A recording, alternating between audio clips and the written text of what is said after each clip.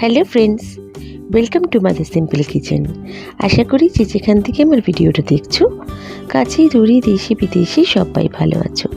আজকে আমি তোমাদের সঙ্গে শেয়ার করব একদম বাড়িতে কোনো মেশিন ছাড়া পটেটো টুইস্টার। এই জন্য আমি এটা পটেটো নিয়েছি, দেখো আলুটাকে আমি চাল ছাড়িয়ে নিয়েছি। এবার আমি এটা চপস্টিকের সাহায্যে আলুটার ভেতরে আমি চপস্টিকটা পুরো ঢুকিয়ে দিলাম। এবার আমি এখানে দেখো চাকু দিয়ে বেশ ইচ্ছা করে কাটছি, আর আমি এটা ঘোরাচ্ছি, ঘুরিয়ে ঘুরিয়ে আমি কেটে যাচ্ছি। আর খেয়াল করতে হবে যাতে সরু মতন পাতলা করে কাটা হয়। আর দেখো ভালো করে আমি এটা কেটে নিচ্ছি, একদম কেটে স্পাইরালের মতন এটা হয়ে যাবে। ইউজুয়ালি তো আমরা রাস্তায় এটা খেয়ে থাকি, আর এটাকে আমরা বাড়িতেও অনেকটা, যাদের মেশিন নেই কিন্তু আমরা বানাতে পারি এইভাবে। খুবই ইজিলি এটা বানানো হয়ে গেছে। দেখো আমি এটাকে লম্বা করে নেড়ে নিচ্ছি, যতটা লম্বা করতে পারবে ততটা ভালো, ভাজাটা তত ভালো হবে। আমি হাতে টেনে টেনে আস্তে আস্তে এটা করতে হবে, নাহলে এটা আস্তে করে ভেঙে যেতে পারে। আস্তে আস্তে টেনে দেখো এটা লম্বা খুব সুন্দর স্পাইরাল আকারে করে নিয়েছি। এবার আমি এটা ব্যাটার বানাবো। এর জন্য আমি 1 কাপ ময়দা, 1 কাপ কর্নফ্লাওয়ার দিয়ে আমি এর মধ্যে দেবো স্বাদ অনুযায়ী নুন। আমি এখানে অরিগানো দিচ্ছি, আর আমি চিলি পাউডার দিয়েছি। তোমরা চিলি পাউডারের জায়গায় গোলমরিচের গুঁড়ো ব্যবহার করতে পারো। দিয়ে দেখো অরিগানোটা দেওয়াতে খুব সুন্দর একটা স্মেল আসবে। দিয়ে এবার আমি হালকা হালকা জল অ্যাড করে এটা ব্যাটারের মতন ফর্মে করে নিচ্ছি। প্রথমেই জলটা একবারে দেবে না, জলটা অল্প অল্প করে অ্যাড করবে। করে দেখো ভালো করে মিশিয়ে নিচ্ছি যাতে কোনো লাম্পস না থাকে।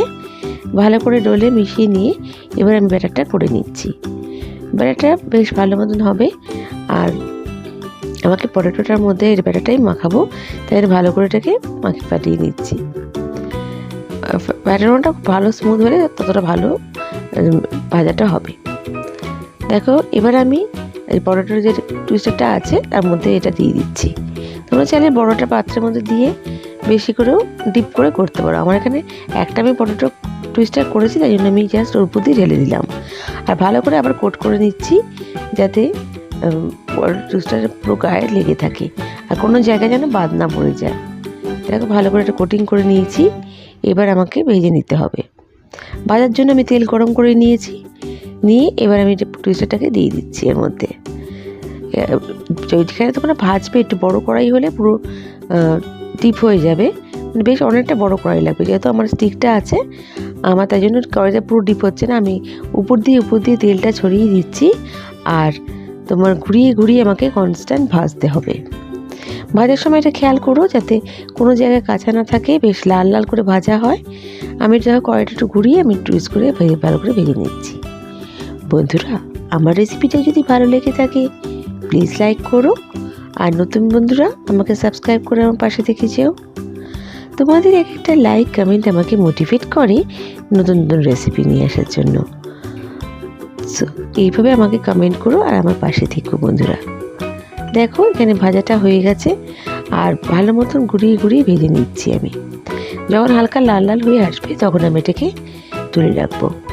আর এটা সার্ভ করার সময় আমাকে মশলার চাট মশলা বা লঙ্কার গুঁড়ো দিয়ে সার্ভ করছি। এর মেয়োনিজও আমি দিচ্ছি, তোমরা তোমাদের মনের মতন সস দিয়ে দিতে পারো। দেখো মেয়োনিজের মধ্যে আমি টমেটো সস মিশিয়ে এখানে সার্ভ করে দিচ্ছি, আর চিলি পাউডার দিয়েও সার্ভ করছি। বন্ধুরা, আমার এই রেসিপিটা কেমন লাগলো আমাকে কমেন্ট করে নিশ্চয়ই জানিও। নেক্সট রেসিপি নিয়ে আমি আবার হাজির হয়ে যাব। তোমরা সবাই ভালো থেকো, সুস্থ থেকো। বাই।